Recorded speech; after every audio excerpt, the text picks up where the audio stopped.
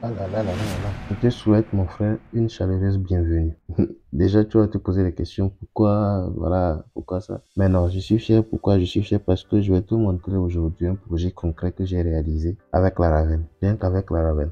Et sans te mentir, ce projet pèse moins de 1 méga sans les dépendances, c'est-à-dire sans tout ce que j'ai installé et autres. Le projet pèse moins d'1 méga. Tu ne croirais pas.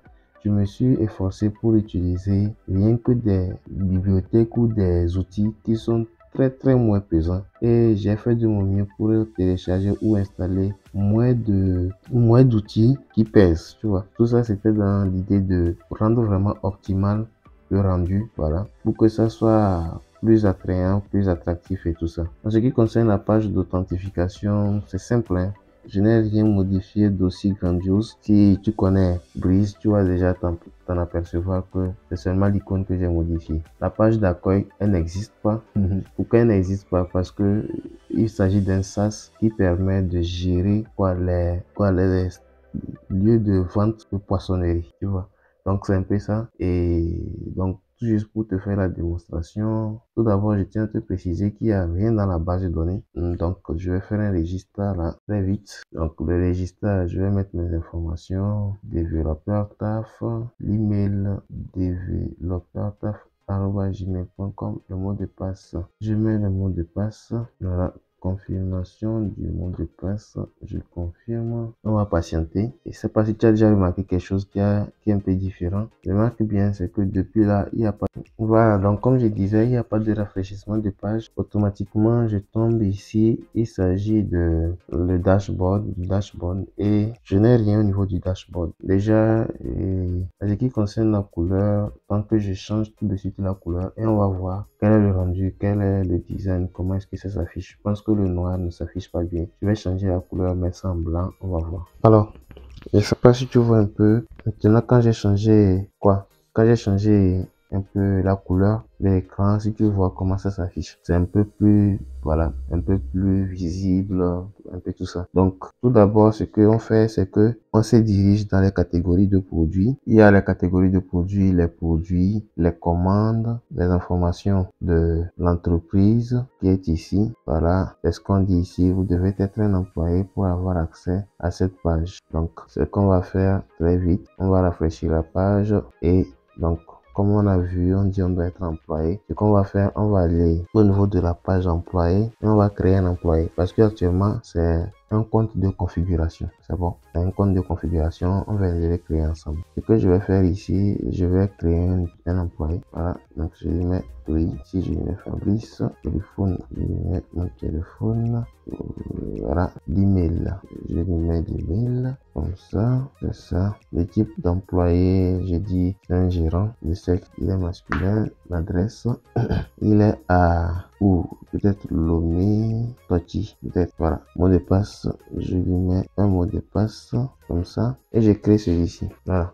Donc quand je clique sur le bouton créer, vous voyez qu'en arrière, il y a un message qui nous dit employé créé avec succès. Donc il est le gérant et c'est bon. Maintenant, ce qui va se passer, on va se déconnecter de notre compte actuel et nous reconnecter avec le compte gérant. Voilà, pour pouvoir avoir accès à toutes les fonctionnalités. On se déconnecte. Non, on ne veut pas enregistrer. Juste remarquez surtout, vous remarquez surtout que depuis qu'on travaille, il n'y a pas de rafraîchissement de page. On dirait que je suis en React. On dirait que j'ai codé mon projet en React. Je vous dis. Donc l'email c'est Fabrice. Tac tac. Le mot de passe c'est celui-ci. Voilà. J'enregistre et je lance. Voilà. Donc ce qui se passe, on me dit statistiques des produits en vente. Je n'ai rien. Est-ce que j'ai fait quelque chose là-bas? Je n'ai pas fait quelque chose de grand, mais j'ai fait un peu de statistiques entre parenthèses. Ce qu'on va faire, on va créer les catégories de produits ici. Donc ici on va dire peut-être il y a les poissons. Voilà, la catégorie poissons comme ça, et on crée. Donc on voit que derrière ça s'est créé. L'idée que j'avais en tête en laissant le mode toujours activé une fois qu'on a créé, c'est que si la personne veut créer plusieurs, il n'a pas toujours à aller cliquer sur le bouton ajouter. Je sais pas si cette idée elle est pas mal. Si vous peut-être vous pensez qu'il y a une autre idée qui peut mieux m'arranger, bien qui est plus assez avancé pour résoudre le souci aussi, vous pouvez écrire ça dans les commentaires. Donc ensuite, après ce que je fais, ce que tu remarques ici, c'est que je peux encore créer un autre. Donc à part les poissons, peut-être il y a les poulets, comme ça, voilà, j'écris là et c'est bon. Donc j'ai les poissons et j'ai les poulets. Maintenant, après que ceci est bon, je passe ici au niveau des informations de l'entreprise et ici je viens mettre les informations de l'entreprise. Donc ici le nom de l'entreprise, je vais l'appeler développeur TAF, par exemple, TAF. Le téléphone de l'entreprise, je donne ceci et la description de l'entreprise, c'est développement ou bien développeur. Bon, je vais dire créateur par exemple de sites web et d'app mobile par exemple. Voilà. Et j'appuie sur le bouton enregistrer. Voilà. Donc ici, on me dit le numéro de téléphone doit avoir 8 caractères. J'enlève ceci et j'enregistre. Donc on me dit l'entreprise est enregistrée avec succès. En fait, et comme je suis l'entreprise, je ne peux pas enregistrer les informations de mon entreprise plusieurs fois. Du coup, c'est pourquoi ceci a été laissé ici. Je peux plusieurs fois, c'est-à-dire modifier les informations de mon entreprise. Mais je ne peux pas créer 3-4 entreprises dans lesquelles j'interviens. Je ne sais pas si vous voyez. Et avec ça, c'est bon. Après, maintenant, on passe au produit ici. Donc, on va ajouter un nouveau produit. Le nom du produit, on va lui donner Salomon ou bien Apala plutôt. Bon, désolé hein, si j'ai mal écrit. Désolé. Apala comme ça. Le prix peut-être c'est 1502 kilos. La quantité en stock, peut-être on a quoi 200 kilos. Quelle est la catégorie? Est-ce que c'est un poisson? Oui, c'est un poisson. Voilà. Donc après ça, on crée. Donc on dit c'est bon. Ensuite aussi, on donne notre produit et après Apala, on dit Salomon. Je sais pas trop comment ça s'écrit. Le prix unitaire, c'est peut-être 1600. La quantité en stock, c'est 300. Et la catégorie, c'est du poisson aussi. Voilà. Donc, une fois que ceci est bon, tout est bon. Ça veut dire que quoi? Comme je vous ai dit tantôt, c'est pour la gestion des boutiques qui vendent des poissons. Voilà. Donc, les poissonneries, c'est ça. Donc, maintenant, le point le plus important, c'est au niveau des commandes. Voilà. Au niveau des commandes, il y a beaucoup de choses qui entrent en jeu. Donc, on va vite fait essayer, vous allez voir. D'abord, pour créer une commande, on indique la date, qui est par défaut la date du jour et le type de commande. Est-ce une vente ou un achat? Donc, nous sommes dans le processus de vente. Voilà, on crée la commande. Une fois que la commande est créée, on dit commande créée avec succès. Le statut, il est en cours et il y a des actions, plein d'actions. Pourquoi? Parce que tout ça, il faut les indiquer pour que le client ou bien le propriétaire de la boîte puisse être en mesure d'effectuer ce qu'il a envie, ce qu'il veut voir. Voilà. Donc, en ce qui concerne les détails de la commande, quand il clique ici, il tombe sur les détails de la commande ici. Donc, on remarque ici que c'est la commande numéro 1 et il n'y a rien comme ligne de commande. En fait, c'est les lignes de commande. Donc, les détails de commande, ce sont des lignes de commande. Donc, il ajoute, il prend le produit. Quel est le produit qui existe? Apala, quelle est la quantité qui est commandée? 20. Et quelle est la date où on fait la commande, la ligne de commande? Donc, c'est aujourd'hui. Je ne touche pas là et je crée. Voilà. Donc, quand je fais ça, on voit qu'en arrière, on dit Apala, la quantité commandée c'est 20 et quoi encore, la date de la commande c'est telle, voilà, et la commande a été créée à telle date. Voilà, donc c'est possible de modifier tout ça, voilà. Voilà, donc c'est un peu ça. Et après quoi maintenant, il y a une autre étape, c'est que quand on finit d'enregistrer toutes les commandes ou bien tous les détails de la commande, on vient ici et on clique sur le bouton, on clique sur un bouton ici, statut en complet. Donc, ce bouton permet de changer le statut qui n'est pas actuellement complet, qui a pour statut en cours en statut complet. Quand le statut devient complet, les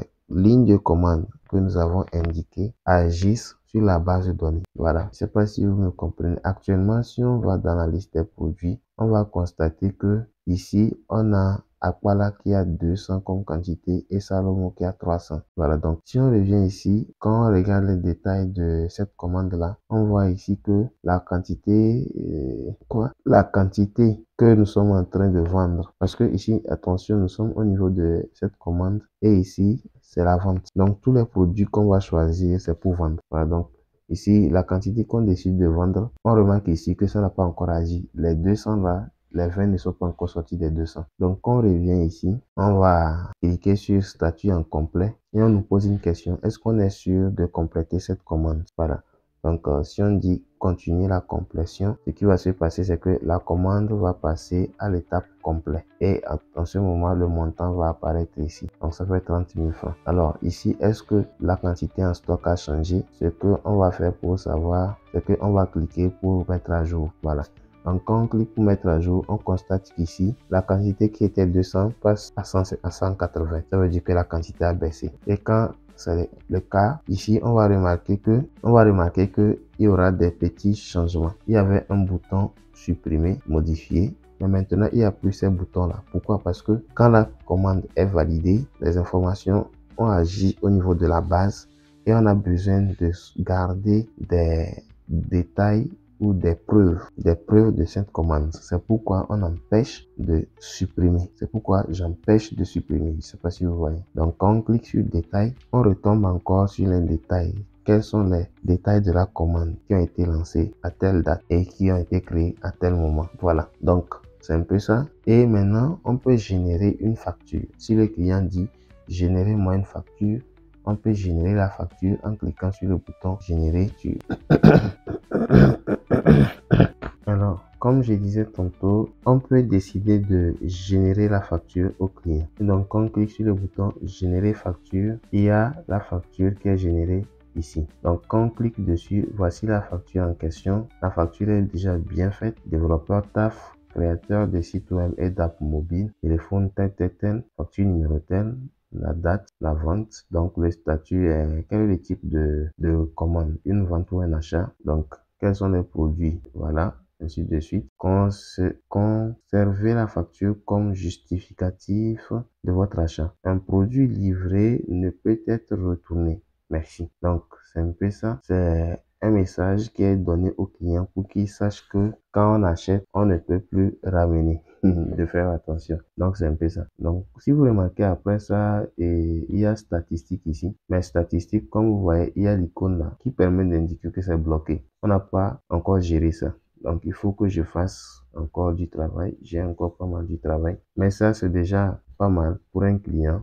Donc, si vous êtes un client et que vous retrouvez cette vidéo que je suis en train de faire là, vous pouvez me contacter sur mon numéro le 70 83 91 69, ou si vous voulez me écrire par mail développeur-taf@gmail.com. Je serai aussi disponible là-bas pour vous répondre. Alors, je vous remercie. C'est d'une manière générale tout ce que j'ai fait avec Laravel et spécialement en me servant de Livewire pour faire le front-end. Donc pour le front-end, je n'ai pas du tout utilisé autre chose que Livewire. J'ai utilisé que du Livewire et c'est du Livewire qui permet de faire ça, tout ce que je fais comme ça sans rafraîchissement de page. J'espère que vous avez remarqué, quand je clique sur une page, elle ne se rafraîchit pas. Le site ne se rafraîchit pas. Voilà, tout ce que je fais ne se rafraîchit pas. Comme je vous disais tantôt, la page dashboard, j'ai fait des statistiques et donc ça apparaît que quand, voilà, il y a des produits qui sont en base. Donc, par défaut, il n'y a rien parce que tu n'as pas de produit. Mais quand tu enregistres des produits, tu as les informations ici une fois que tu es connecté. Je pense que c'est une bonne idée de le faire ici. Mais si vous trouvez que c'est pas bon et que je peux améliorer, veuillez me faire part. Donc ici, ce que j'ai utilisé pour pouvoir faire ça, c'est filament, les states de filament state. Et c'est ce que j'ai utilisé ici spécialement pour faire, voilà, un peu les trucs là. Donc, le reste, comme vous l'avez vu, il y a les catégories de produits, les produits eux-mêmes, les commandes. Dans les commandes, on peut voir les détails. On peut générer une facture, on peut supprimer si c'est une nouvelle commande, modifier si c'est une nouvelle commande. Il y a au niveau des entreprises, des informations concernant l'entreprise. C'est ces informations-là qui vont sortir au niveau de la facture. Comme je vous ai montré ça ici, ça va sortir au niveau de la facture et c'est cette facture que vous pouvez donner au client. Voilà. Donc après ça, il y a les employés et ça joue beaucoup parce que pour pouvoir faire la configuration, il faut venir ici créer, voilà, les différents employés. Donc si c'est un vendeur que le gérant veut créer, il se connecte en tant que gérant et il gère ses vendeurs. En ce moment-là, ici, au niveau des commandes et autres, en arrière-plan, il y a les informations de celui qui est en train d'effectuer l'action qui sont enregistrées. Du coup, quand après on veut chercher des informations et qu'on ne comprend rien parce que ce dernier a effacé les choses, alors ce qui se passe, c'est qu'on peut facilement retracer ces informations et les retrouver. Voilà.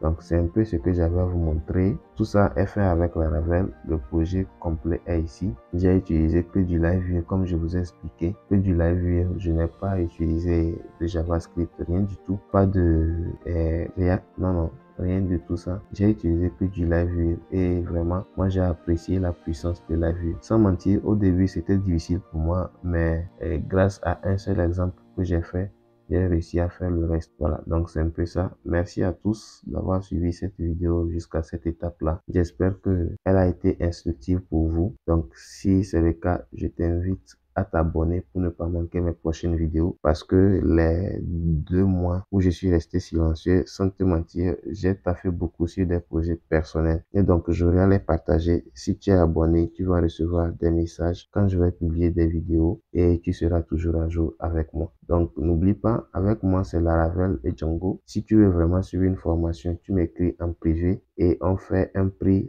par rapport à tes activités, à tes gains, tout ça. Je suis très souple sur les prix. Je ne suis pas exigeant par rapport au prix parce que ça dépend de la profession. Si tu es un étudiant, tu as moins de moyens que toi qui es un fonctionnaire et que tu es en conversion et tout ça. Bref, tu me contactes et on discute, on parle davantage pour déterminer quelle méthode d'apprentissage serait la meilleure pour toi. Merci à toi depuis ta position et à la prochaine pour un nouveau tutoriel.